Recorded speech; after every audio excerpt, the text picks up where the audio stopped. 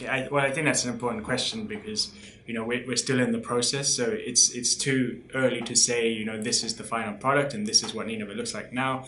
I mean, it is a process that is taking time because there's still reconstruction going on. There's still IDPs that need to return. There's still governance structures that need to reform. So we have not got to the stage where you can say this is the final what Nineveh looks like.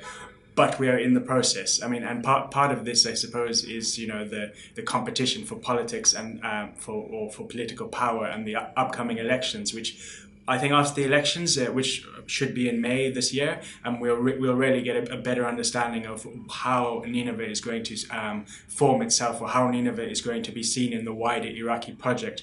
What kind of methods of governance or decentralization may happen? Is the Prime Minister Abadi going to, if he gets power again? Who gets power again is very important in Iraq. So who gets power will also heavily impact on what kind of a Nineveh we see. If Abadi does get power again, is he going to go with his decentralization project, which he promised 4 years ago when he first got elected? And if this happens, then we may start seeing power being, decentralized down to lower levels within Nineveh, which is important when you think about what a broad spectrum of different Iraqis exist within Nineveh. Are people going to have power at a local level where we will see Nineveh become a more inclusive province where local actors get a chance to realize their political and local economic gains?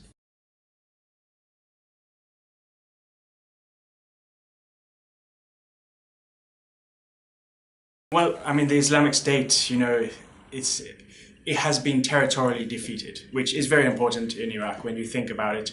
The loss of large swathes of Iraqi territory,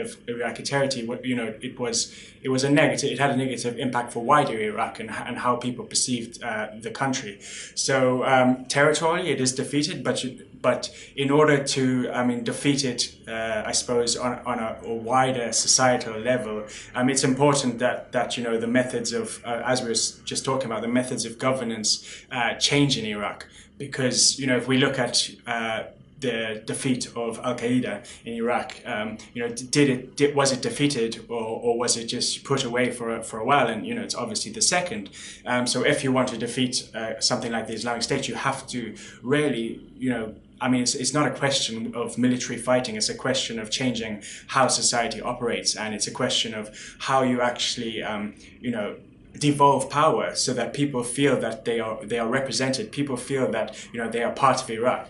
I think one of the important things with defeating the Islamic State was people were liberated by the Iraqi army, by the Hasht, and by police, whatever, but by local forces. And people were liberated. They felt a sense of liberation, and this has transferred into some sense of Iraqi unity and a civic nationalism, which is important if you think for the wider Iraqi project. So now is the time where it's really important to, I suppose, follow through on this and use this civic nationalism to build a civic society where people feel no longer that they don't think it's necessary to be represented by some sort of sub-state actor. They feel that the Iraqi state represents them, and only by utilizing this can the Islamic State as an ideology be defeated. But I'm talking about civic nationalism, so rather a sense of Iraqi unity rather than because in Iraq, if you look at it, there are lots of nationalisms exist. So you have a nationalism where people they are trying to gain and maintain power through some sort of ideology. So this is not the nationalism that we're trying to represent in Iraq. We're trying to represent a civic nationalism where people feel that they belong in the Iraqi state project. So people feel that Iraq represents them. People feel that at a local level they have some sort of autonomy. They have some sort of stake in the state. So right now there's stakes within little individual nations, and this is what you're trying to get away from, this sense of nationalism. You're trying to encourage a civic nationalism where people are part of a state project.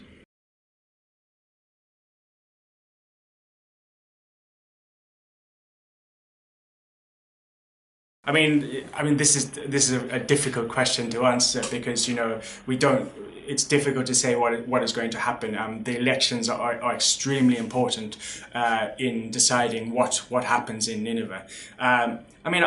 I like to be optimistic, and you know, I think the gains that have been made in Iraq are immense, and we must not forget them, and we must not forget the sacrifices that people have made in order to get to this stage. And you know, I would like to not see this wasted as a wasted opportunity. I would like to see it go forward from there.